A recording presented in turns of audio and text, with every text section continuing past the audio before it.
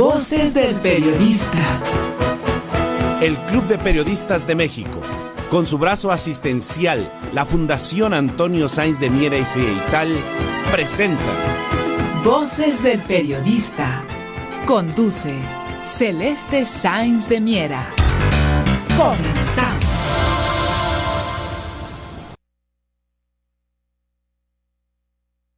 ¿Qué tal? ¿Qué tal, amigos? ¿Qué tal? Muy buenas tardes. Bienvenidos a su programa Voces del Periodista, este programa que es de ustedes y para ustedes a través de las frecuencias de Radio Cañón, las 760, queridos amigos, en donde la pluralidad es verbo y de eso es de lo que se trata. Una mesa extraordinaria que la conforman el maestro Juan Bautista, el maestro don Rodolfo Sánchez Mena, el doctor Rodolfo Ondarza Rovira, el maestro Gerardo Castilleja, el maestro don Rodolfo Sánchez Mena.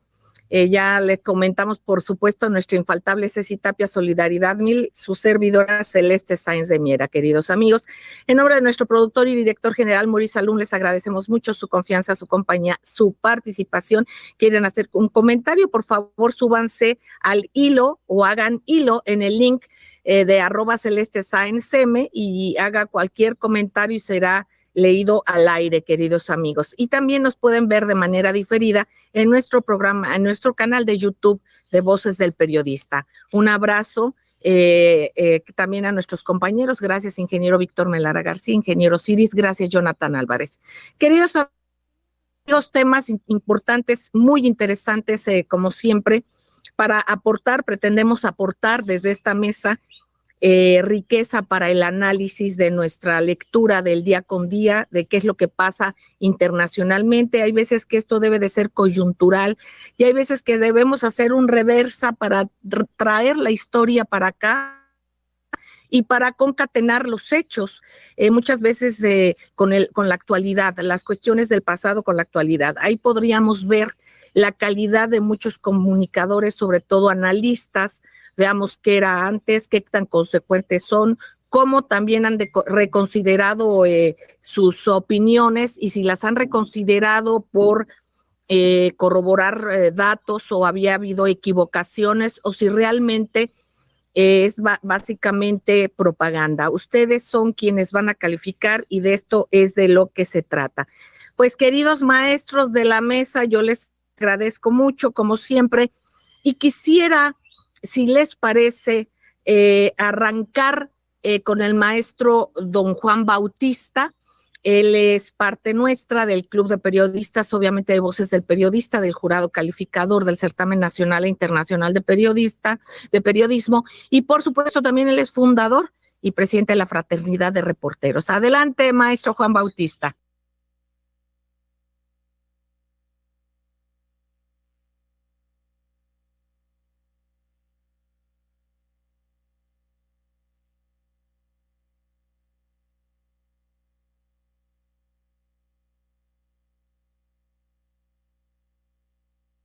Gracias, queridos amigos, gracias por seguir con nosotros, queridos amigos, aquí en donde la pluralidad es verbo en Radio Cañón, las 760. Queridos amigos, bueno, compartía yo la necesidad de tener un amplio espectro en colores, en texturas, en tiempos, en tantas cosas, y me refiero a texturas en asuntos políticos, en asuntos sociales, en todo cómo se va entreverando, queridos amigos, en la historia, que hoy es un momento que nos toca vivir, que será marcadísimo en un cambio, un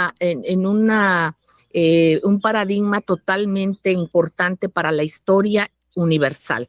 Bueno, pero estábamos hablando con el maestro Juan Bautista, precisamente, quien es parte del jurado calificador del Certamen Nacional e Internacional de Periodismo, sobre algunas cuestiones que hay que observar, y él las va a compartir con ustedes como un ejercicio que nos damos cuenta de tendencias que se ven. Recuerden que nosotros recibimos una cantidad muy importante y mucho lo agradecemos de trabajos tanto nacionales como internacionales.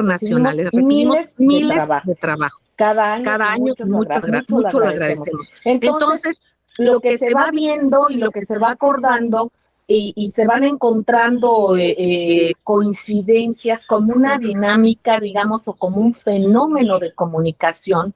¿Qué es lo que está pasando? ¿Qué interesa? ¿Y qué cambios ha habido con estos ajustes después de la pandemia? ¿Y qué es lo que nos comparte el maestro Juan Bautista? Adelante, maestro querido. Escuchamos. Muy bien. De una manera rápida y breve, decía yo del alto contraste que está viviendo el periodismo después de 2 años de pandemia a nivel mundial.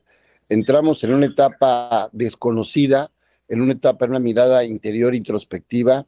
Los medios incluso tuvieron que hacer ese trabajo de manera segmentada. Conductores de televisión, los titulares desde sus casas, sus azoteas, sus oficinas, sus bibliotecas, el reportero con mucho cuidado estando en la calle.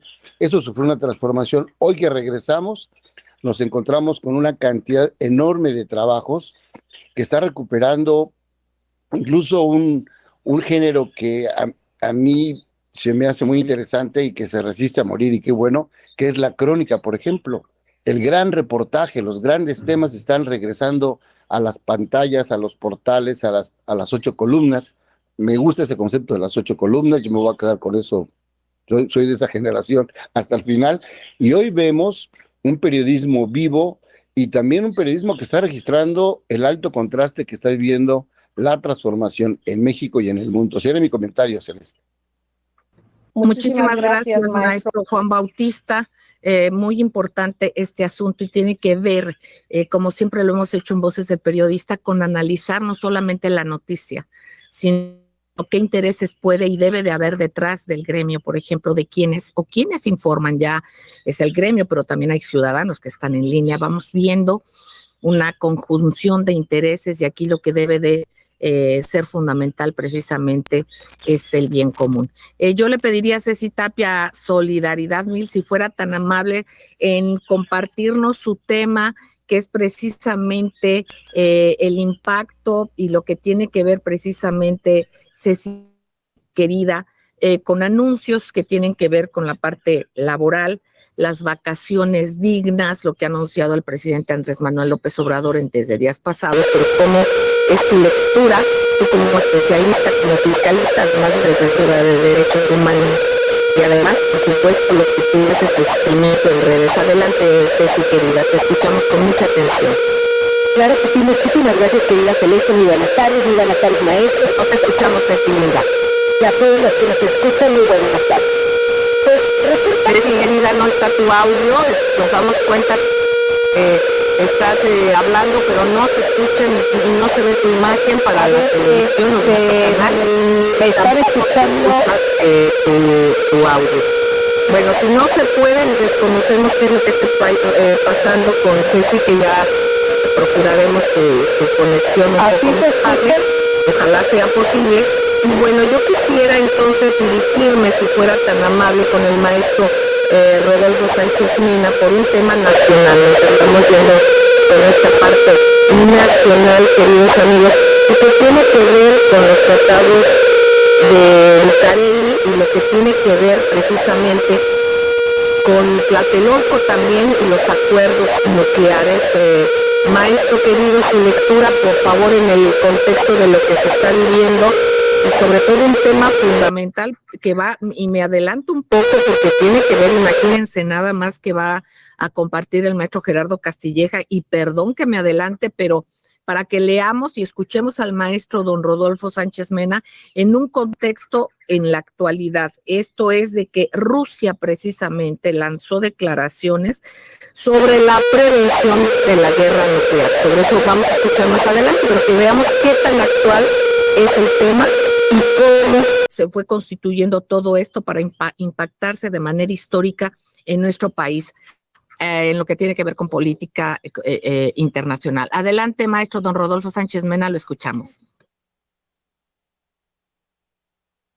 Adelante, maestro, no escuchamos su voz, por favor. Les pido a todos estar atentos de los micrófonos, si son tan amables. Gracias. Compañeros, buenas tardes.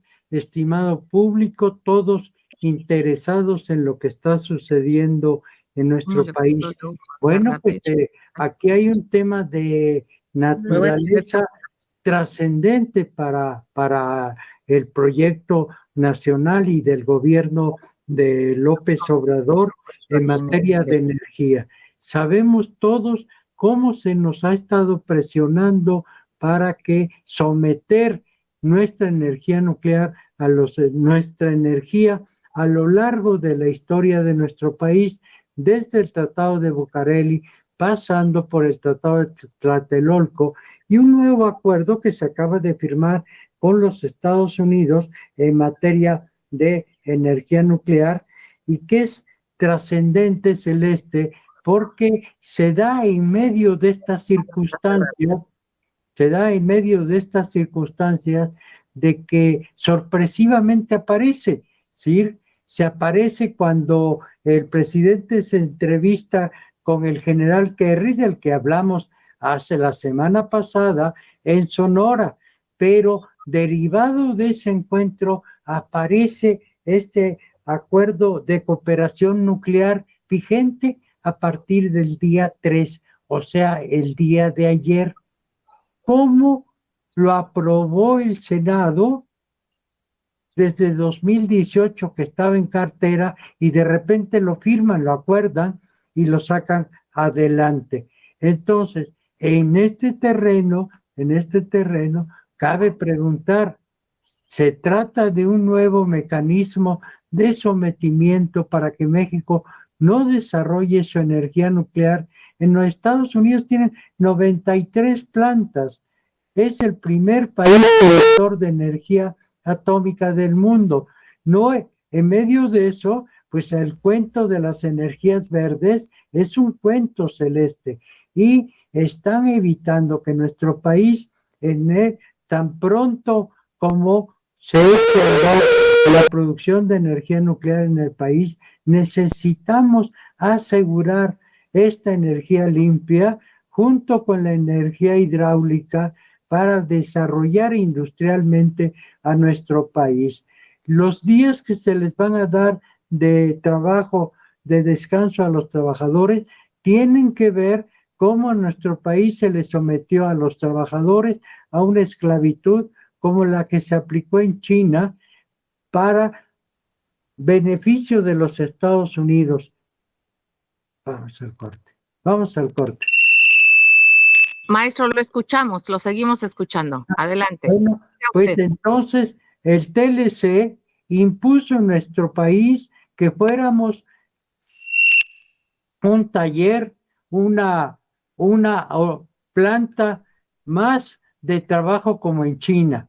Y hoy que los Estados Unidos se han atrasado por este error estratégico, quieren que nosotros sigamos unidos con bajos salarios y no desarrollando nuestra industria. Hay que tener cuidado con este acuerdo y lo vamos a revisar a fondo, Celeste, porque esto es un golpe muy fuerte para nuestro país. Gracias, maestro don Rodolfo Garza Rovira, por supuesto, esto importantísimo, veamos el contexto, veamos los intereses y veamos que hay quien no quiere que el mundo gire, no quieren que cambie esa unipolaridad que ya es inevitable, ya no existe de hecho, pero está en los estertores, como dice el maestro don Rodolfo Sánchez Mena desde hace tiempo, pero no se ha dado cuenta que ya murió. Y entonces en estas circunstancias se está viendo contraataques muy fuertes para quienes van siguiendo la dinámica de la vida, qué es lo que debe de ser, qué es lo que está en este cambio.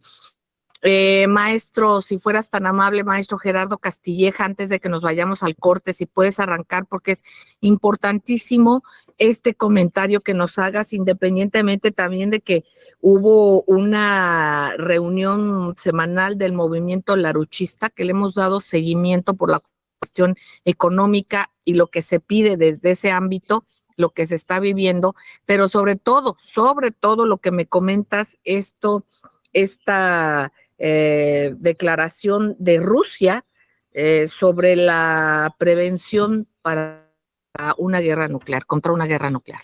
Te escuchamos con atención. Gracias, maestra Celeste. Buenas tardes a todos, a mis colegas.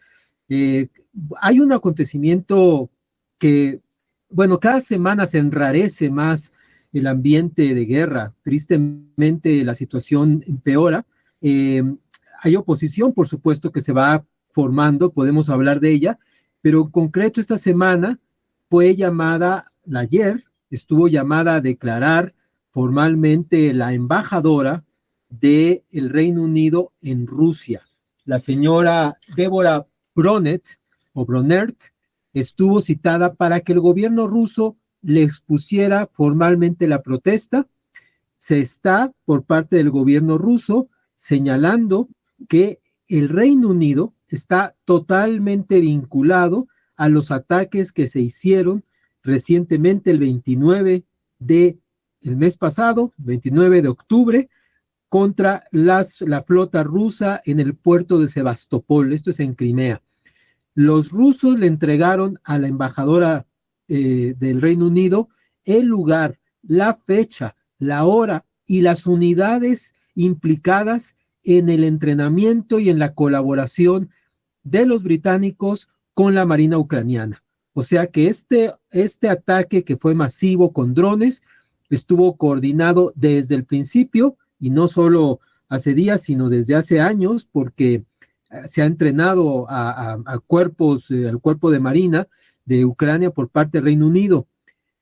Antes de describir, después del corte, en qué consiste este comunicado que está dando Rusia, tenemos que ver que esto es claramente un asunto que involucra a una potencia nuclear, que es el Reino Unido, con otra potencia nuclear que es Rusia, que ya están en un periodo inicial de confrontación, donde uno de los países le está demostrando al otro que ya está metido dentro del conflicto. Entonces, esto complica y esto hace que la situación se haga todavía más difícil de resolver si no se acepta que ya están participando en forma activa los Estados Unidos y el Reino Unido, no se diga la OTAN, dentro del conflicto de Ucrania. ¿Tenemos que irnos al corte, maestra, o puedo seguir? Maestro querido, vamos al corte y regresamos. Es muy interesante el tema. No tardamos, amigos. Gracias. Muy bien.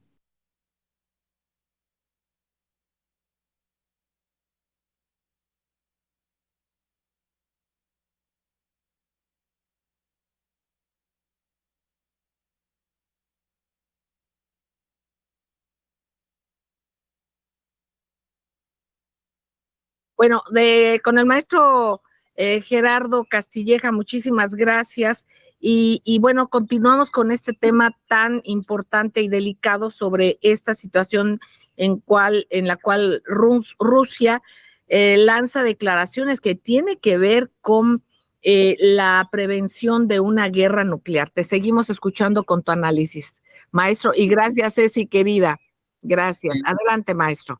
Sí, decíamos antes del corte que Rusia pues emite, junto con citar formalmente a la embajadora del Reino Unido en Rusia, que por cierto fue recibida por unos manifestantes ahí en la puerta del Ministerio del Exterior ruso, un edificio muy grande, fue recibida con una manifestación muy fuerte diciéndole: no queremos un Estado, un Reino Unido terrorista. Eso es lo que le estaban gritando a la embajadora.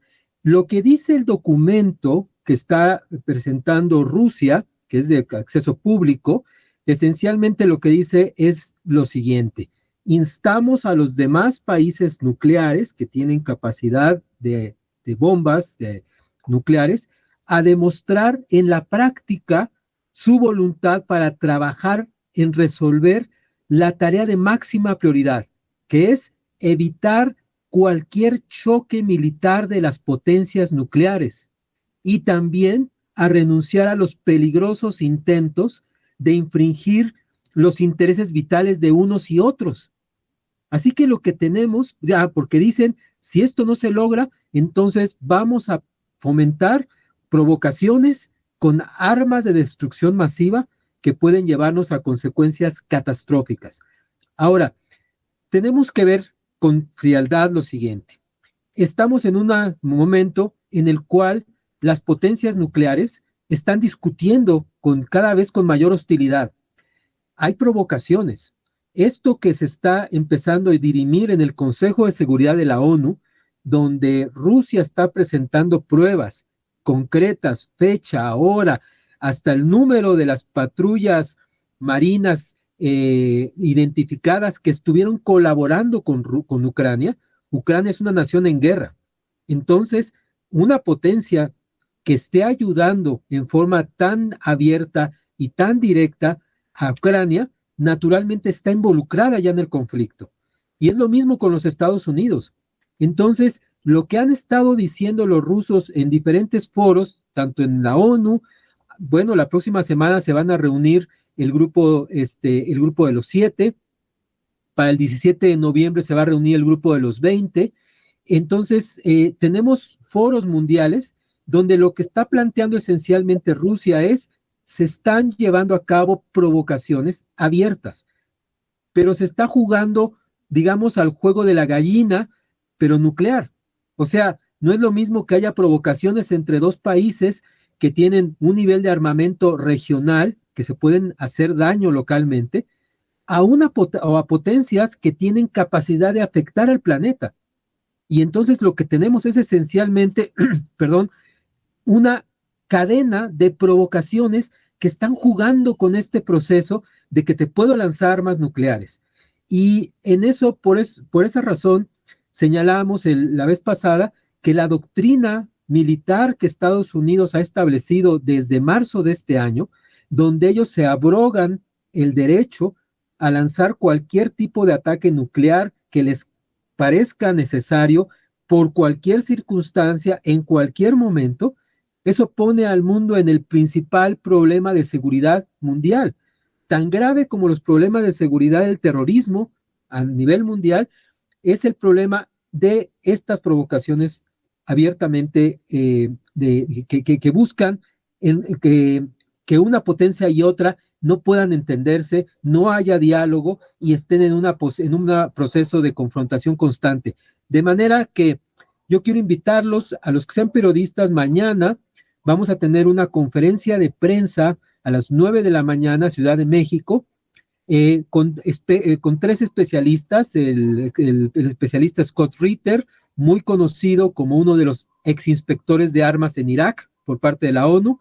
Va a estar el coronel en retiro, Richard Black, un hombre que estuvo dentro del jefe del aparato, el departamento legal del Pentágono, conoce muy bien cómo es el funcionamiento del ejército estadounidense, y un ex agente de la CIA, que es McGovern. Él fue un ex analista.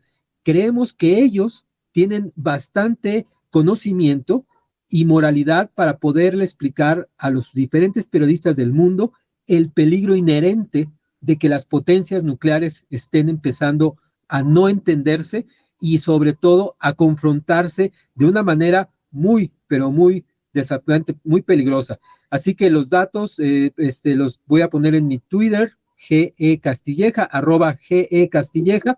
para que todo el público pueda atender esa conferencia, pero los periodistas que gusten pueden hacer sus preguntas. Creo que va a ser muy relevante que desde los Estados Unidos se levante esa voz, como en otras partes del mundo se está levantando las voces en contra de la guerra. Ya hay ahorita un funcionario italiano, nada menos que el ministro de Relaciones Exteriores de Italia, se llama Antonio Tajani, dijo: nos tenemos que poner de acuerdo el grupo de los 7 para que Putin y Zelensky se sienten a hablar. Y nosotros, los demás países, tenemos que poner las condiciones. Esto es muy relevante, que haya muchas voces que se sumen a esto. Eso es lo que quería comentar. Es cuanto, Celeste. Muchísimas gracias, interesantísimo maestro Gerardo Castilleja, muchas gracias. Y yo quisiera pedirle al doctor Rodolfo Ondarza Rovira, quien además de ser un científico con reconocimiento internacional, es defensor de derechos humanos, y él ha dado seguimiento al tema de la guerra, también de la guerra bacteriológica, ya que estamos en este contexto de las guerras atómica, la guerra convencional, la guerra bacteriológica. Hemos vivido lo que se ha puesto en evidencia de los laboratorios en Ucrania, en otros lugares, y cómo es la utilización del mismo, y en Estados Unidos también todas las dudas que hay contra diferentes tóxicos que están y han atentado contra la vida. Pero en este caso hay una isla, doctor querido, que es conocida como la isla del Anthrax. No recuerdo su nombre, pero seguramente tú sí. Y precisamente es un ejemplo de lo fallido, de lo contundente y de lo irremediablemente letal que son precisamente las guerras bacteriológicas. ¿Serías tan amable, doctor querido, antes de irnos al corte y al regreso del mismo, continuar, por supuesto, pero hablarnos sobre este tema, si te parece? Adelante, doctor. Buenas tardes, Celeste, muy buena tarde, compañeras, compañeros, y muy buena tarde, querida audiencia. Efectivamente, a la luz de estos 336 laboratorios de armas biológicas aproximadamente, y que han sido financiados por el Pentágono y por la industria farmacéutica, quisiéramos, y bueno, de estos 46 laboratorios aproximadamente que se encuentran en las fronteras con Rusia y con China, quisiéramos comentar sobre la isla de Gruinard, que ha sido conocida como la isla del Anthrax o la isla de la muerte, y sobre lo cual hubo un documental muy interesante de la BBC denominado The Mystery of Anthrax Island, de John McAlaverty. Esta isla deshabitada de Gruinard es conocida como la isla del Anthrax por los lugareños y fue declarada segura hasta 1990, pero la vida en ese antaño santuario de aves, situada a menos de 1 milla de la costa escocesa, nunca regresó en realidad a la normalidad. El plan del gobierno británico para luchar contra el ejército nazi con una arma biológica terminó con una pequeña isla del noroeste de Escocia contaminada con anthrax y cerrada al acceso público durante casi 5 décadas. A finales de 1941, en plena guerra mundial, Winston Churchill ordenó a los científicos de una instalación inglesa de alto secreto llamada Portdown que pensaran en alguna arma ante la amenaza de una posible invasión alemana y el temor de que los nazis hubieran desarrollado un arma o una bomba biológica. Encontró entonces una forma de utilizar una cepa virulenta de virus anthracis, de Bacillus anthracis, conocida también como anthrax, contra la población alemana. El Reino Unido lanzaba entonces sobre Alemania, era lo que se planeaba, fue lanzar forraje relleno de anthrax y de esa manera el suministro de carne y productos lácteos quedaría prácticamente erradicada y probablemente también se produciría un brote masivo entre la población humana provocando con ello el pánico. Y con eso nació la denominada Operación Vegetariana. Querían probar la viabilidad del anthrax como arma y probar los efectos desarrollando un arma de destrucción masiva. En 1942, las autoridades militares británicas querían poner a prueba el plan, un lugar de pruebas remoto, deshabitado y aislado, pero accesible desde tierra firme, de tal manera que se erigió a la isla de Gruinard de apenas 2 kilómetros cuadrados. Y bueno... Doctor, ¿qué te parece, perdón, si nos quedamos con esto? Vamos a un corte y regresamos. No tardamos, amigos, gracias.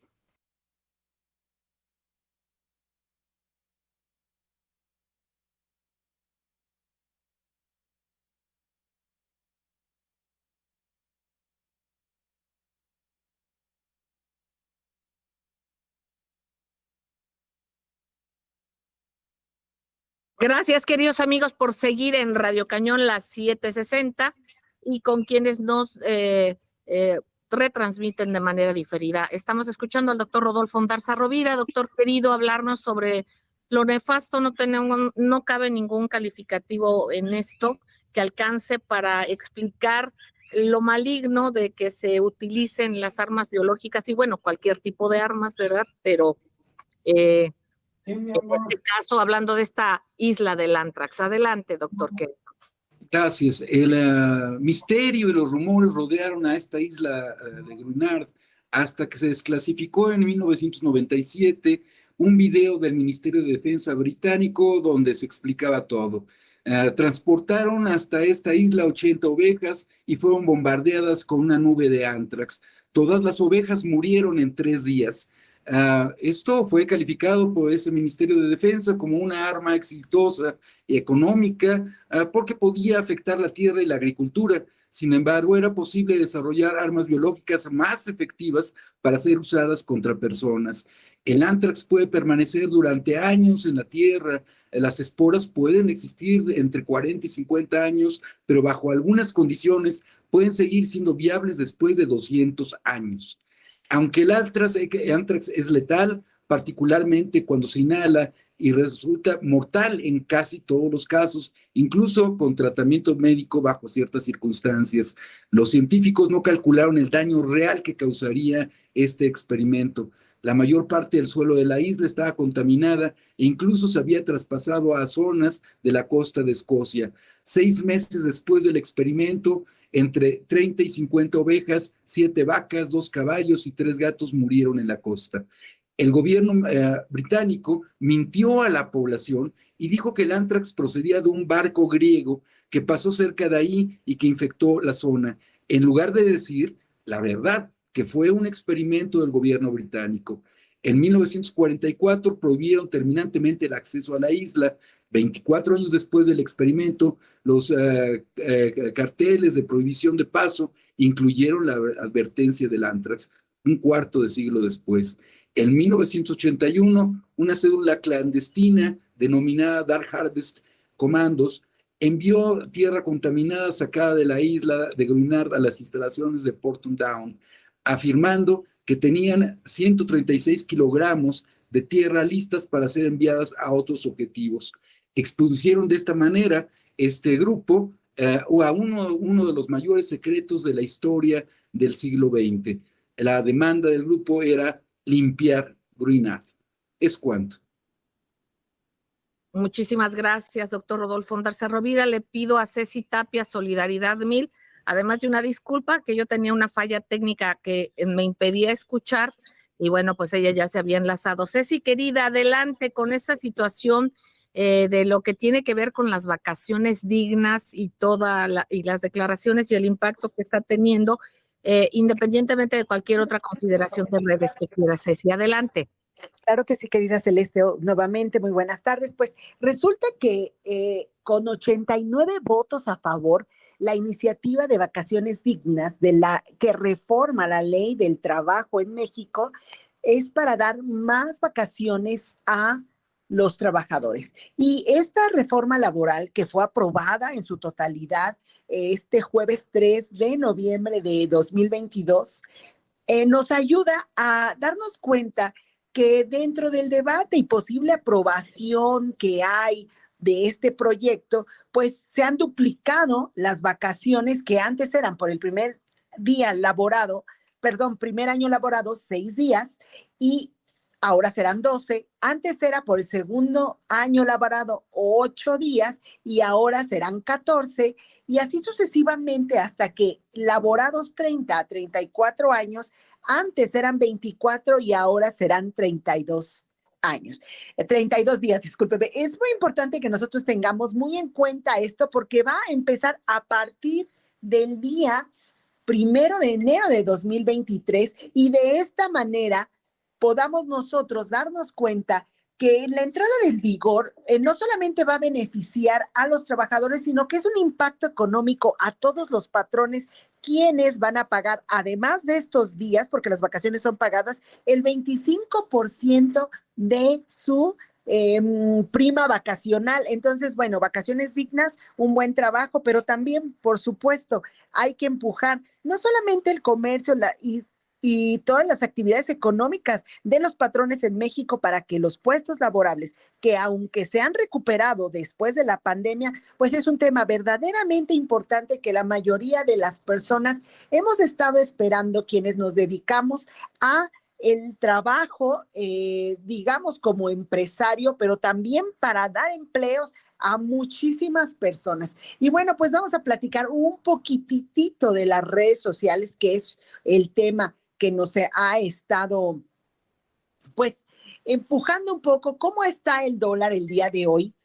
Y nosotros vamos a hablar que finalmente el peso sigue apreciándose centavos, pero no ha retrocedido. Y esto nos ayuda a darnos cuenta que es muy probable que podamos pasar nosotros un mejor, como el mundo, la moneda número 6, que no se ha devaluado tanto. Entonces, esto es muy, muy importante. Ojalá que las personas empecemos a darnos cuenta que hay contrapesos, y estos contrapesos no solamente es la política nacional, sino también la política económica global, y que tenemos que estar atentos. No solamente lo que está pasando en Rusia o lo que está pasando en Estados Unidos y en Europa, que es totalmente importante, sino también cómo en México podemos fortalecer no solamente las monedas, sino también la economía local, que es lo más importante, porque cuando un gobierno está a favor de su pueblo, tiene que tomar medidas a favor de ellos, y no como mal está haciendo los gobiernos europeos, que están afectando totalmente a la población europea, y que lo más grave es que viene un invierno que promete ser crudo y que nadie más ha hecho algo para detener y impulsar las monedas, como es el euro, que ha perdido gran parte frente al dólar por este seguimiento a un organismo como es la OTAN, que hoy sabemos que es el organismo de la guerra. Y con esto quiero cerrar mis comentarios, hacer las reflexiones y darnos cuenta que no necesariamente hay que seguir organizaciones y gobiernos, hay que buscar el bienestar del pueblo. Muchas gracias. Excelente, Ceci Tapia, querida. Bueno, pues precisamente hace unos días se anunció que la Unión Europea dio un porcentaje elevadísimo, multiplicado por varias veces, de recursos de lo que antes se le había dado precisamente a este señor Zelensky. Y junto con este comentario yo le pediría al maestro Juan Bautista de salida, si quieres hacer, no, tú querías hacer una pregunta. Adelante, maestro. Sí, una pregunta para el maestro Gerardo Castilleja. Si el fenómeno social, cultural, como el fútbol, influye en el ánimo de las potencias o para que se detengan, en este asunto de la guerra. Y otro, el invierno. El invierno siempre ha jugado un papel históricamente en las guerras. Ese es el comentario. Sí, ¿qué tal? Ya estamos a segundos de salir, ¿eh? Sí, solo para decirle, sí hay un factor que afecta, pero el principal factor que afecta es el desplome de todo el sistema financiero occidental, que es lo que está empujando no solo la guerra contra Rusia, sino la próxima guerra que se está preparando, que es la guerra contra China. Y de eso ya han puesto los primeros cimientos, que es todo el conflicto que lo van a explotar a través de Taiwán. Creo que hay que estar muy conscientes de que está estallando el sistema financiero occidental y hay que reemplazarlo lo más pronto posible. Gracias. Gracias, maestro Gerardo Castilleja. Pues ya nos vamos. Bueno, el maestro Rodolfo Sánchez Mena, nos queda medio minuto, maestro. Adelante. Adelante, maestro, si abre su micrófono, si no, ya nos estamos despidiendo. Nos vamos, ya, Celeste, ya nada más despedirnos. Me estaba despidiendo de todos. ¿Eh? Ok, maestro querido. Bueno, amigos, pasen un buen fin de semana. Nos escuchamos y vemos en la próxima. Les recordamos nuestro canal de YouTube de Voces del Periodista. Gracias a la mesa, pero sobre todas las cosas, gracias a ustedes, amigos. Cuidémonos, cuidemos nuestra salud, la de los demás, y nuestra salud emocional, nuestra salud psicológica, intelectual también. No consumamos chatarra, ni por la boca, ni por los oídos, ni por los ojos. Cuidémonos. Un beso tronadísimo. Sigan en estas frecuencias porque aquí se escucha con pluralidad y de eso es de lo que se trata.